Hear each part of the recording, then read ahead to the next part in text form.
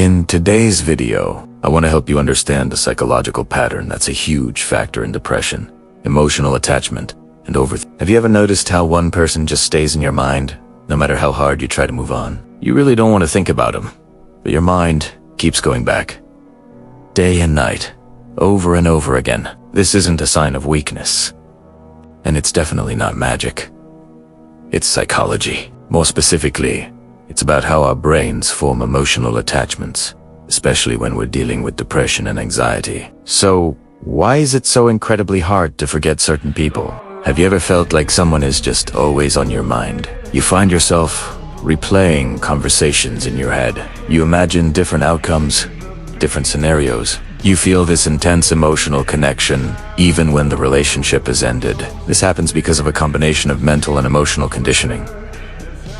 Let's break it down. First, there's something called the scarcity effect. Our brains are naturally wired to focus on what feels missing. So when someone becomes unavailable, whether that's emotionally or physically, our minds start paying way more attention to their absence. That absence creates an emotional gap, and the brain just keeps trying to fill it. When you're dealing with something like depression, this effect becomes even stronger. Your mind gets stuck on what's lost instead of focusing on what's still present. That's why distance or emotional withdrawal can feel so incredibly heavy and overwhelming. Second, let's talk about inconsistency. When someone is sometimes really close to you and then other times very distant, your brain gets confused. This inconsistency actually creates a powerful emotional attachment. Your mind keeps waiting for those moments when things felt good again, for that next hit of positive connection. Over time, this waiting game becomes a mental habit. And once that habit is formed, letting go feels almost impossible. This pattern is very common in depression because the mind is desperately searching for comfort, even if it's comfort found in a familiar kind of pain. Third, we have emotional memories.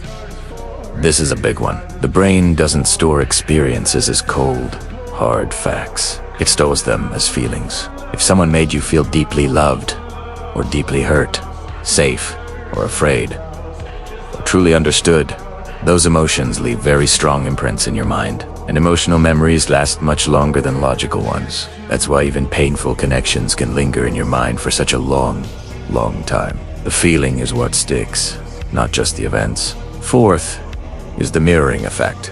We are naturally drawn to people who feel familiar to us. When someone thinks like you, speaks like you, or really seems to understand your struggles, your brain feels seen and recognized. During a period of depression, feeling understood can feel incredibly rare and precious. So your mind starts to believe, this person gets me. This person understands me like no one else. And once that belief forms, the emotional attachment deepens significantly. It creates a bond that's hard to break. So, what does all of this mean for you? It means your mind is not weak. You are not broken, and there is absolutely nothing wrong with you for feeling attached to someone. You are simply experiencing normal human psychology, which is intensified by emotional vulnerability.